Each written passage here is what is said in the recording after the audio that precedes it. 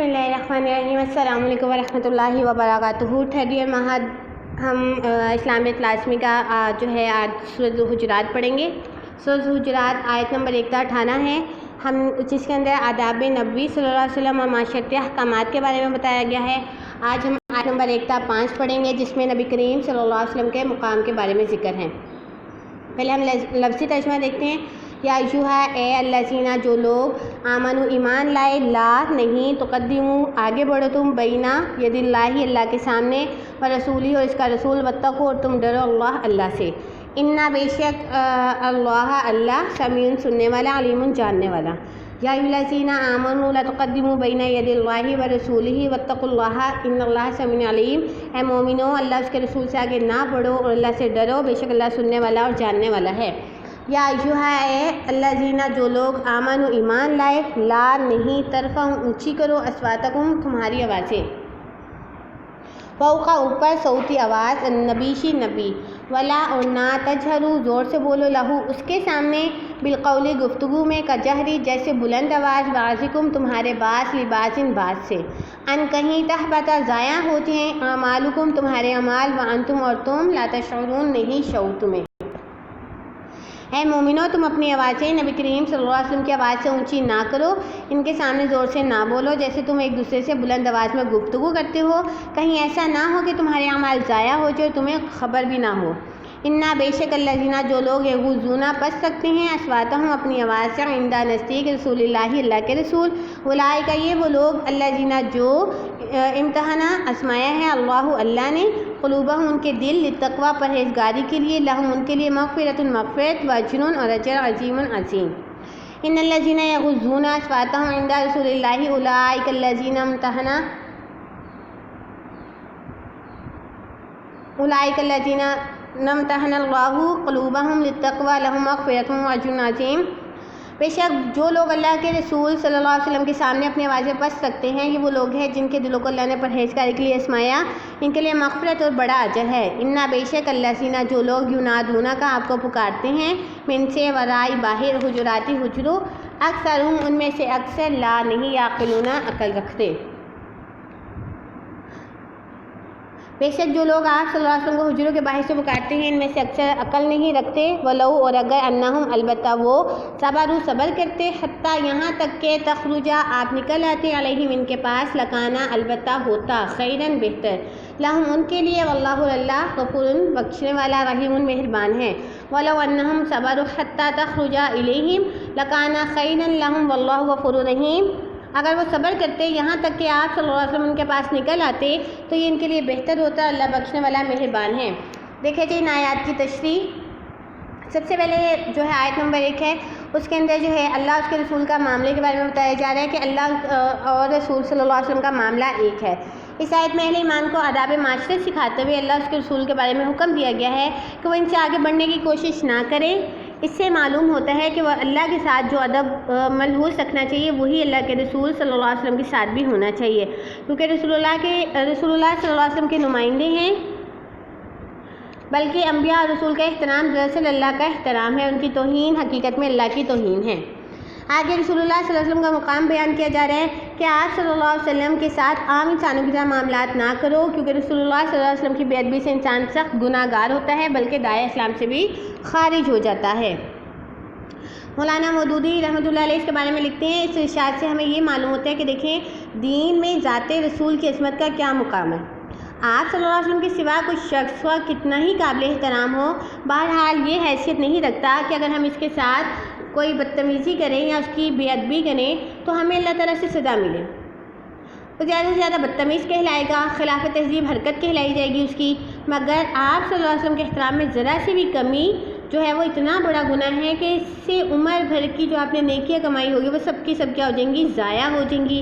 उसके बारे में अल्लाह ताला के इरशाद है फला व रब्बिका ला युमिनूना हत्ता युहक्किमुका फीमा शजरा बैनहुम सुम्मा ला यजिदू फी अनफुसिहिम हराजम मिम्मा क़ज़ैता व युसल्लिमू तस्लीमा।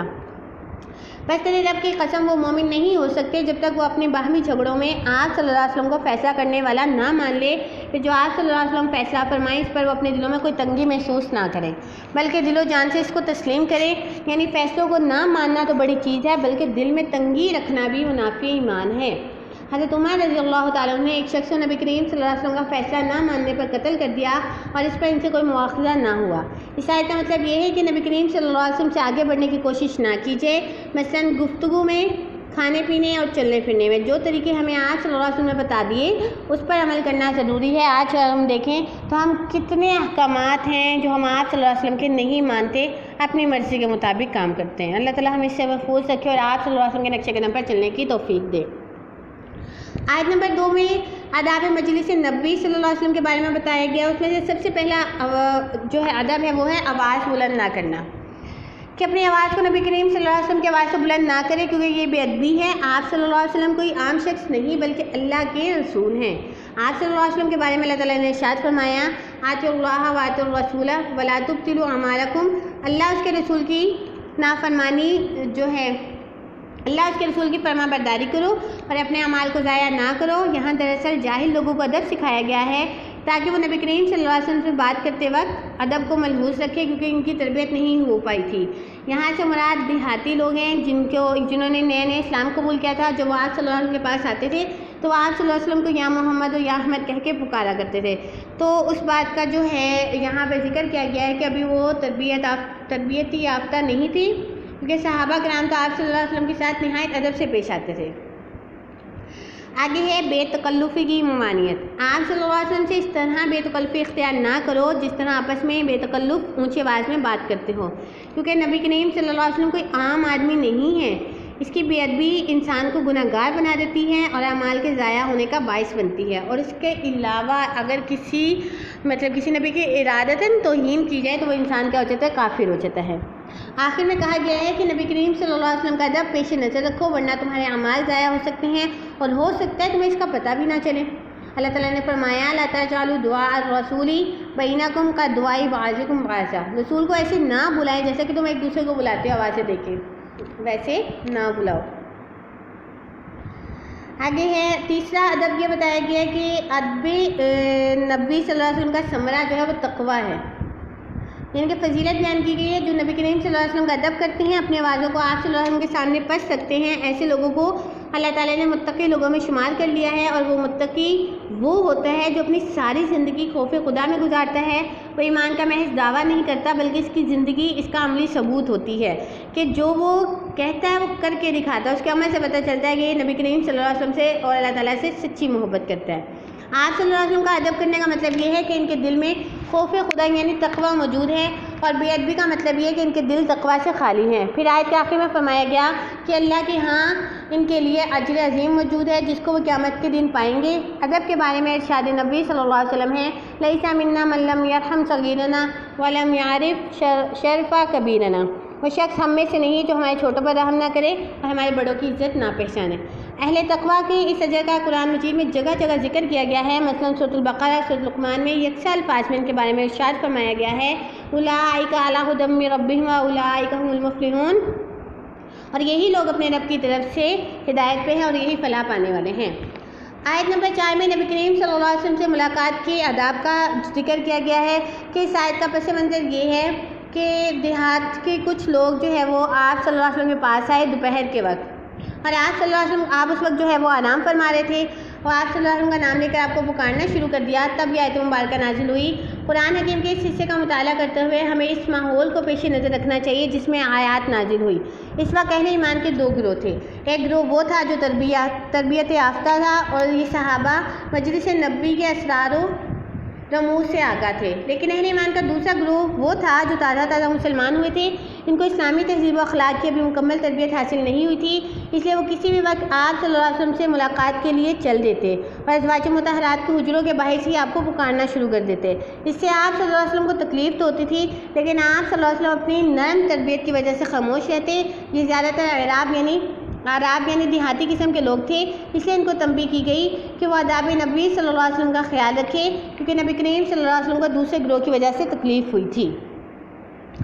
آیت نمبر 5 کا جو ہے وہ پس منظر جانتے ہیں کہ ایک گروہ تو ان لوگوں کا تھا جنہوں نے مسلسل آپ صلی اللہ علیہ وسلم کی صحبت میں رہ کے اسلامی تہذیب و اخلاق کی تربیت پائی تھی، اس لیے آپ صلی اللہ علیہ وسلم کے مشن کی اہمیت کا بھی احساس تھا اور اس چیز کا بھی علم وہ رکھتے تھے کہ آپ صلی اللہ علیہ وسلم کو اس مشن کی کامیابی کے لیے کتنی سخت محنت کرنا پڑ رہی ہے، اس لیے وہ آپ صلی اللہ علیہ وسلم کی مصروفیات کا خیال رکھتے ہوئے اس وقت حاضر ہوتے تھے جب آپ باہر تشریف فرما ہوتے تھے، جبکہ بعض نئے مسلمان ہونے والے ایسے دیہاتی بھی تھے جو آپ صلی اللہ علیہ وسلم کے مشن نبوت کی ذمہ داریوں کی نزاکتوں سے ناواقف تھے۔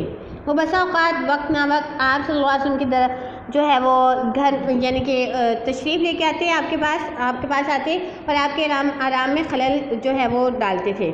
آخر کار اللہ تعالیٰ نے اس معاملے میں خود مداخلت کرتے ہوئے ان آیات کے ذریعے سے نبی کریم صلی اللہ علیہ وسلم سے ملاقات کے آداب بتائے کہ اگر تم صبر سے کام لیتے تو آپ صلی اللہ علیہ وسلم خود مناسب وقت پر گھر سے نکلتے اور پھر تم لوگوں کی آپ صلی اللہ علیہ وسلم سے ملاقات ہو جاتی۔